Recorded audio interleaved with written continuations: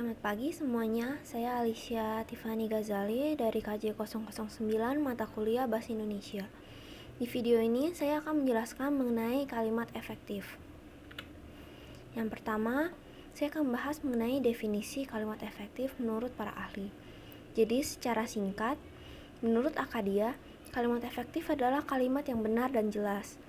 Lalu menurut Suyatno, kalimat efektif adalah kalimat yang mewakili pikiran penulis atau pembicara secara tepat.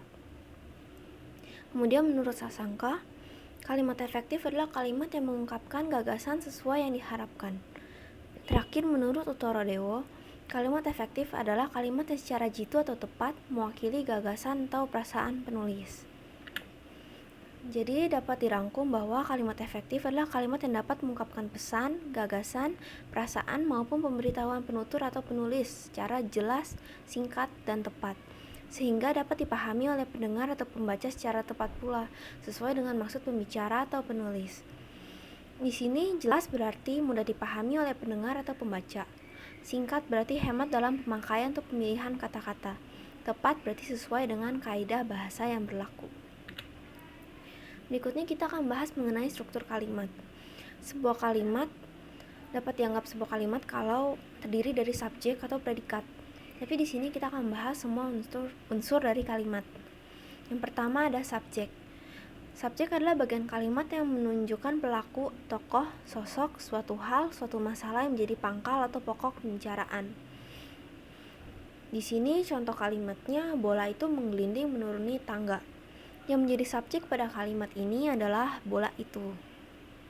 Berikutnya ada predikat. Predikat adalah bagian kalimat yang memberitahu tindakan atau perbuatan subjek, dapat pula menyatakan sifat, situasi, status, ciri dari subjek. Contoh kalimatnya, adik sedang tidur siang. Yang menjadi predikat pada kalimat ini adalah sedang tidur siang, karena ini menjelaskan tentang si subjek yaitu adik. Lalu ada objek.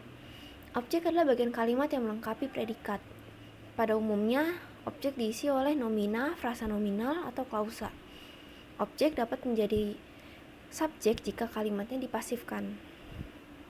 Contoh kalimatnya, aku membeli nasi goreng untuk makan malam. Yang menjadi objek pada kalimat ini adalah nasi goreng. Contohnya jika dipasifkan, nasi goreng ini jadi subjek diletakkan di depan. Nasi goreng dibeli oleh aku untuk makan malam. Lalu berikutnya ada pelengkap atau komplement. Ini adalah bagian kalimat yang melengkapi predikat. Pelengkap ini kayak objek, tapi dia tidak bisa menjadi subjek jika dipasifkan seperti objek. Jika ada objek dalam suatu kalimat, kata pelengkap diletakkan di belakang objek. Contoh kalimatnya, ia bekerja sampai bercucuran keringat. Yang menjadi pelengkap ini sampai bercucuran keringat. Lalu berikutnya ada keterangan. Keterangan adalah bagian kalimat yang menerangkan berbagai hal mengenai bagian kalimat lainnya. Posisinya bersifat bebas, bisa di depan, di tengah, atau di akhir kalimat. Contoh kalimatnya, ia sedang mengerjakan tugas di perpustakaan. Yang menjadi keterangan pada kalimat ini adalah di perpustakaan. Di perpustakaan ini merupakan keterangan tempat. Lalu berikutnya ada ciri-ciri kalimat efektif. Ada 8, yaitu ketatabahasaan, ketegasan, kesepadanan, kecermatan, kehematan, kepaduan, kesejajaran, dan kelogisan. Ini dibahas satu-satu. Jadi yang pertama ketatabahasaan. Artinya kalimat efektif itu harus sesuai dengan kaidah kebahasaan, sesuai dengan Poebi. Terus contoh kalimatnya, ini biasa kalimatnya salah. Guru menugaskan kami membuat karya ilmiah. Padahal yang benar yaitu guru menugasi kami membuat karya ilmiah. Lalu berikutnya ada ketegasan. Ketegasan adalah suatu perlakuan penonjolan pada ide pokok kalimat. Jadi contoh kalimatnya, saudaralah yang harus bertanggung jawab.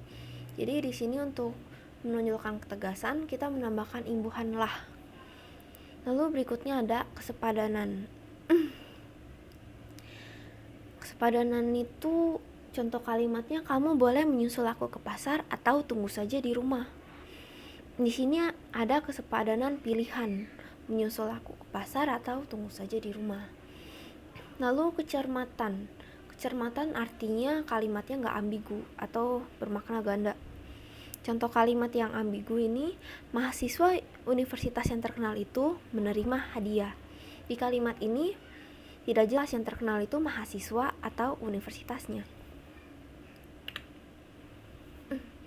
Lalu berikutnya ada kehematan.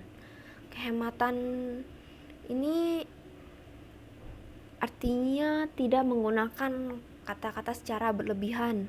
Contoh kalimat yang salah ini, ia masuk ke dalam ruang kelas. Karena masuk ke ruang kelas itu kan artinya udah masuk ke dalam, jadi nggak perlu ditambahkan dalam lagi. Jadi kalimat yang benar adalah ia masuk ke ruang kelas.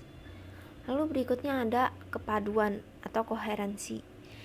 Yang dimaksud dengan kepaduan adalah informasi yang disampaikan itu tidak terpecah-pecah, hubungan antar katanya jelas dan sistematis. Contoh kalimat yang salah, film itu saya sudah tonton hingga tamat. Di sini urutan katanya nggak jelas. Yang benar, saya sudah menonton film itu hingga tamat. Lalu berikutnya ada kesejajaran. Kesejajaran ini artinya kesamaan bentuk kata dalam kalimat itu. Kalau yang dipakai kata kerja semuanya. Kalau kata benda, harus kata benda semuanya. Contoh yang salah, kakak menolong anak itu dengan dipapahnya ke pinggir jalan. Penggunaan kata dipapahnya ini nggak tepat, karena yang pertama tuh menolong. Jadi kalimat yang benar seharusnya kakak menolong anak itu dengan memapahnya ke pinggir jalan. Jadi sama-sama imbuhan me di depannya. Lalu yang terakhir adalah kelogisan. Kelogisan tuh artinya kalimat tuh dapat diterima oleh akal, masuk akal gitu kalimatnya. Contoh yang salah dan sering digunakan untuk mempersingkat waktu, kami lanjutkan acara ini. Padahal waktu tidak bisa dipersingkat. Jadi yang benar itu untuk menghemat waktu, kami lanjutkan acara ini. Sekian presentasinya, terima kasih.